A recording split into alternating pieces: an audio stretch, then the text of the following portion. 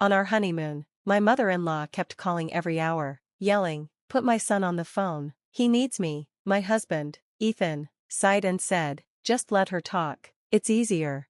I was so angry, I grabbed his phone, blocked her number, and whispered, "If you won't cut the cord, I will." His face turned pale, he saw I meant it. Ethan is a good man, kind, caring, and funny. He remembers how I take my coffee and always brings me a jacket when I'm cold. But there was one big problem I didn't understand until it was too late: his mom, Diane. She wasn't just protective, she was obsessed. At first, I thought she was just a little too involved. I hoped it would get better after we got married. I was wrong. Diane had controlled Ethan's life for as long as he could remember. She picked out his clothes even in his 20s. She paid his credit cards, even though he had a job. She called him all the time, even when there was nothing important to say. If he didn't answer, she'd keep calling or send texts like, "Where are you? Are you okay?" And if he still didn't respond, she'd call me. It didn't matter what we were doing, she'd always find a way to interrupt. Ethan always said, "She just loves me, she worries." I let it go for a long time because Ethan was great in every other way. I thought he'd grow out of it. I was wrong. We were married for only 3 days when Diane started calling him every hour. We were in Maui for our honeymoon. I was excited, it was our first real trip as a couple. No stress, just the two of us. Then his phone rang. I saw her name and felt sick. He sighed and said, "I'll just answer real quick." That night, she called again, and again, every hour. At first, Ethan tried ignoring the calls, but I could see the stress on his face every time his phone buzzed. "It's fine," he said, "she's not going to stop." I replied. He sighed again, "Okay, stop." But she didn't stop. By the second day, I was over it. At breakfast, the view was beautiful, the ocean breeze, palm trees, coffee in hand. I was finally feeling relaxed. Then his phone rang. Diane again. He answered, "Hey, Mom." He listened quietly and then hung up. "She just wanted to check in," he said. "Ethan, we're on our honeymoon," I said. "I know," he replied, "but it's easier to let her talk." That day, on the beach, during dinner, even in bed, she kept calling, every hour. On the third night, I'd had enough. We were lying in bed after a long day. I was tired and upset. Every time we tried to talk or enjoy each other's company, she called. Ethan kept answering. I tried to be patient, but I couldn't do it anymore. His phone rang again. I grabbed it before he could. I answered. "Diane, it's me," I said. She went silent for a second, then yelled, "Put my son on the phone. He needs me." I laughed coldly. "You've called every hour since we got here." "I just need to hear his voice," she said. "And he needs a break from you." She gasped, shocked. "You don't understand our bond," she hissed. "I feel like something's wrong. Put him on." "No." I hung up and blocked her number. Ethan was frozen. His face was pale, like I had done something unthinkable. "Did you?" "I blocked her," I said. "If you unblock her, I swear, I'm done." He sat up. "What the hell, my name?" "No, Ethan, what the hell, you?" I snapped. "This is our honeymoon. We've barely had any time together, and you've spent it on the phone with your mom." He rubbed his face. "You don't get it. It's easier this way. For her, not for us," I said. He opened his mouth, then closed it again. I could see it sinking in. For the first time, he really saw it, how his mom had always come first, even over me. I didn't say anything else. I turned over and went to sleep. The next morning, Ethan looked scared. We got dressed and went to breakfast. Still no words. Then he checked his email. He turned pale again. The email was from Diane. Subject, urgent. "Come home now." "Ethan, I've never been so disrespected. This is unacceptable. You need to call me right now. There's a family emergency, and your wife will not get away with this." I laughed. "If it's a real emergency," I said, "your sister will know." He hesitated. Then, for the first time, he didn't call his mom. He called his sister. He put the phone on speaker. His hands were shaking. His sister, Hannah, picked up right away. "Hey, what's up?" she said, sounding completely normal. Ethan cleared his throat. "Mom emailed me," Ethan said. "She says there's a family emergency. Do you know anything about it?" There was a pause. Then his sister, Hannah, laughed a little. "Emergency? The only emergency is that she can't reach you. She's been calling me too." crying that I'm turning you against her. Ethan leaned back like he'd just been hit. She told me to come home, he said softly. Hannah sighed. Sounds like her, she's freaking out. She even told Alicia that you were in danger. In danger? Ethan repeated, confused. Yeah, Hannah said, tiredly, she's telling people you're being controlled. She even asked if she should fly to Hawaii to rescue you. I almost choked on my coffee. She's not actually coming here, right? I asked. Hannah paused. I don't know, but if she can find a way, she will. I looked at Ethan. Ethan, do you see what's going on? He nodded slowly, swallowing hard. This is bad, he said. This is really bad. Just then, his phone rang, blocked number. It was Diane. I picked it up and turned it off. She's losing it, Ethan, I said. She feels like she's losing control, and she'll do whatever it takes to get it back. We tried to enjoy the rest of our trip, but Ethan was clearly not okay. He barely ate, barely talked. I could see him struggling with guilt. Every time he saw a mother and son together, he looked sad, like he wished things were different with his mom. Then, on our last night, something happened that changed everything. We were at dinner at a beautiful restaurant by the ocean. The table was lit by candles. Soft music was playing. Then I saw her. Blonde hair, expensive blazer, standing by the door, looking around. Diane, I said, almost knocking over my drink. Ethan, I whispered, turn around. He did, and froze. His face turned white. His mother was here, in Hawaii. Diane walked straight toward us, like she owned the place. Ethan looked panicked. She stopped right at our table, her face full of anger. Ethan, she said, shaking, come with me, now. I stared at her. You flew to Hawaii? She ignored me and kept her eyes on Ethan. We need to talk, alone. Ethan didn't say a word. People were watching. I clenched my fists. No, if you have something to say it here. Her nostrils flared. I don't know what you've done to him, she snapped at me, but I'm taking my son home. Ethan finally spoke. What? You heard me, she said. Pack your bags, we're leaving tomorrow. Like he didn't have a choice, like I didn't exist. I looked at Ethan. Say something. He opened his mouth, then closed it again. He looked stuck, confused, like his brain couldn't figure out what to do, so I spoke for him. We're not going anywhere, Diane. She glared at me. You don't get to. Then she hissed. You manipulative, selfish little. I stood up. Enough, I said. This is insane. You flew here, tracked us down, and now you're trying to take your grown son back like he's a child. I shook my head. You need to leave, now. She turned to Ethan. You're really going to let her talk to me like that? She whispered. After everything I've done for you? Ethan looked crushed. And then Diane made a huge mistake. She grabbed his wrist, not gently, like she was going to drag him out of the chair. I slammed my hand on the table. Don't touch him. Everyone in the restaurant went silent. And then Ethan did something I'd never seen. He pulled his arm away.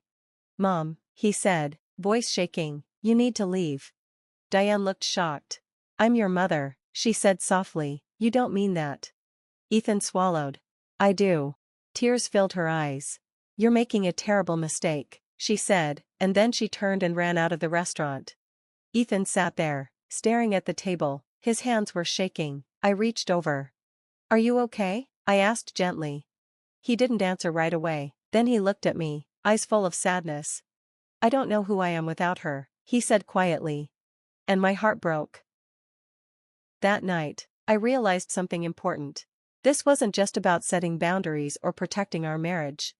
Ethan had grown up in a cage, and now, for the first time, the door was open, but he wasn't sure if he could walk through it.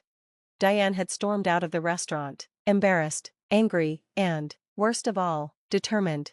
I knew in my gut, this wasn't over.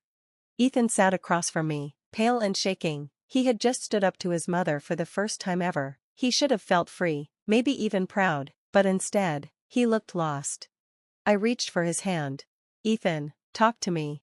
He didn't answer. He just closed his eyes and breathed heavily, like he was trying to wake up from a nightmare. A waiter came over nervously.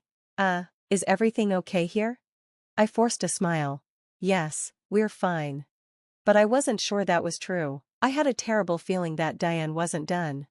We left the restaurant an hour later. Ethan didn't say a word on the way back to the hotel. When we walked through the lobby, I noticed something. A man was standing near the entrance, mid-50s, gray hair, wearing a polo shirt. He was scrolling through his phone, but he kept looking at us. Something felt wrong. I nudged Ethan. Do you know that guy? He barely looked. No, why? He keeps watching us. Ethan sighed. You're being paranoid. Maybe I was, but when the elevator doors closed, I saw the man one last time. He was still staring, and smiling. Back in the hotel room, I locked the door and pulled the curtains closed. I wasn't taking any chances. Ethan dropped onto the bed with a groan. I feel sick. I sat beside him. What now? He let out a long breath. I don't know. Will she leave us alone? He gave a bitter laugh. No. I grabbed my phone and quickly texted Hannah. Me, where is she now? Hannah replied right away. Hannah, she just called me crying, said you attacked her, said Ethan is being forced to stay with you. I told her she was insane and hung up. My stomach dropped. She's flipping the story, I whispered. Now she's the victim. Ethan rubbed his forehead. That's what she does. Then, a knock at the door.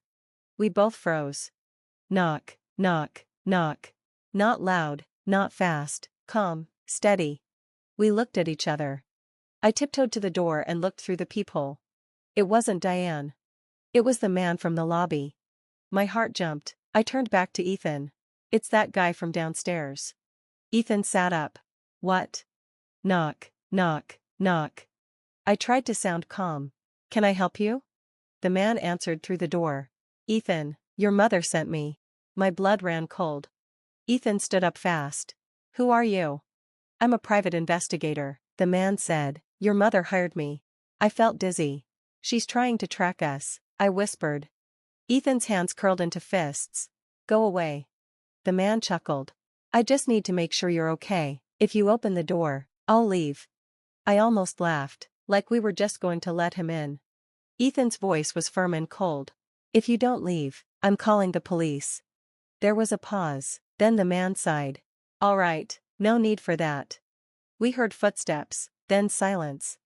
I waited a few minutes, just to be sure he was really gone. Then I turned to Ethan. Your mother hired someone to follow us. Ethan was shaking. I can't believe this. I swallowed hard. You know what that means, right? He nodded. Diane wasn't going to stop, not unless we made her. We barely slept. Every sound made me jump. Every shadow under the door made my heart race. By morning, we knew what we had to do. We needed to leave. I called the front desk and paid for the room over the phone. I booked an earlier flight. Then I called hotel security. A man pretending to be a private investigator knocked on our door. He said he was sent by my husband's mother.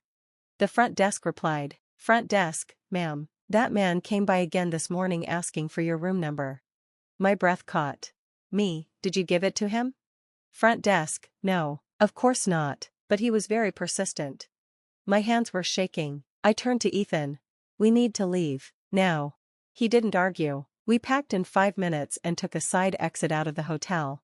On the way to the airport, Ethan didn't say anything, but right before we boarded, he turned to me. I need to do something, he said. I looked at him. What? He took a deep breath. Something I should have done a long time ago. And then, for the first time ever, he blocked his mother's number. As the plane took off, I felt like I could breathe again. I leaned against Ethan's shoulder, exhausted but relieved. Then his phone buzzed. Blocked number, a voicemail. Ethan's face tightened. She got a new number. He hit play. Diane's voice came through the phone. Ethan, you've made a terrible mistake. You don't understand what you've done. I'll fix this. I'll fix everything. You'll come back to me. You always do. Click. Ethan stared at the phone, his eyes empty. And I knew, we weren't free yet. When we got home, I knew it was only a matter of time before she did something else. She had crossed the line by hiring someone to follow us. But to her, this was just the start. Ethan had changed. He was quieter now. Distant. Like he was still trying to process what his mother had done, and who she really was. For a few days, we tried to get back to normal. Then the letters started coming. Typed. Formal. Cold. Cease and desist. Diane was threatening to sue me, for emotional distress, and 4 alienating Ethan from her. It was so ridiculous I laughed the first time I saw it. Ethan didn't. She's serious, he said quietly. I folded my arms. We're not playing her games. He nodded. I know. But she's not stopping. And he was right. 2 weeks later, she showed up at our house. It was a Saturday, late afternoon. I was in the kitchen making tea when I heard it. Pounding at the front door. Not knocking. Pounding. I froze. Ethan walked past me and looked through the peephole. He froze. It's her, he whispered. Of course, it was. I grabbed his arm before he could open the door. Ethan, think. He ran a hand down his face. I need to end this. Before I could stop him, he opened the door. And there she was. Diane stood on our porch, soaked from the rain, looking furious, like she had fought her way here. She looked at me first, not Ethan. You, she spat. Ethan stepped in front of me. Mom, stop. But Diane shoved past him and came into our house. I snapped, get out. She ignored me and turned to Ethan, pointing a finger at his chest. You're not my son anymore, she hissed. You've changed. She glared at me, woman has turned you against me. Ethan flinched. Diane took a deep breath, her voice softening. But it's not too late, she said, trembling. You can still come home. We can fix this. And then, she started crying.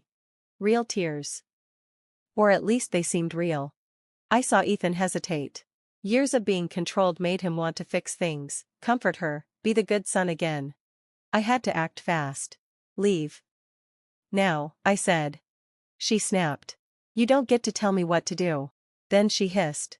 You're nothing. Just some woman who stole my son. Ethan took a deep breath. Mom, he said quietly, you need to leave. Her head snapped toward him. What did you say? Ethan's face looked pained, but this time, he didn't back down. I love you. But this stops now. His voice shook. You can't control me anymore. You can't follow me, call me, track me, or threaten my wife. I won't let you. Diane's breath caught. Then she laughed. Cold, bitter. I always knew you were weak, she whispered. Just like your father. Ethan froze. The words hit him hard. I saw it in his face. And Diane smiled. That's when I realized she didn't come to take him back. She came to break him. And that's when Ethan snapped. His voice was calm, dangerously calm. I remember now. Diane frowned. What? Ethan shook his head, his eyes haunted. You told me Dad left because he didn't love me. His voice cracked. But that wasn't true, was it? Diane went still. Ethan continued. You drove him away. Just like you're trying to do with my wife. Diane flinched. I stepped forward, my heart racing. Ethan, what are you saying? He turned to me. I repressed it for years, he said. But I remember now. He looked back at Diane, his face unreadable. Dad left because of you. Diane's lips parted. For the first time, she looked nervous. You were so controlling, Ethan whispered. You suffocated him. He wanted to take me with him, but you, his voice cracked, you threatened to destroy him if he did. Diane's face twisted. That's not true. Yes, it is, Ethan said, shaking. You told me he abandoned me. But he didn't. You took him away from me. Silence. Diane's face turned red. You ungrateful little. Get out. Diane's head snapped up. Ethan was breathing hard now. I never want to see you again. Diane gasped. Ethan, she whispered, panicked. You don't mean that. I do, he said firmly, unwavering. He took a deep, shaky breath. Goodbye, Mom. And then, he closed the door in her face. We stood there, listening. For a moment, I thought she might scream or bang on the door. But instead, she just walked away. No words. No threats. No final outburst. Ethan exhaled slowly, like a weight had been lifted. Then he turned to me. His face was haunted. I feel, he swallowed. Empty. I nodded. I understood. Cutting someone out of your life isn't easy. It hurts, even when it's necessary. I pulled him into a hug. We stayed quiet for a long time. Then he whispered. Do you think she'll ever stop? I was honest. I don't know. But I did know one thing. Ethan was free. And that was the one thing Diane could never take away.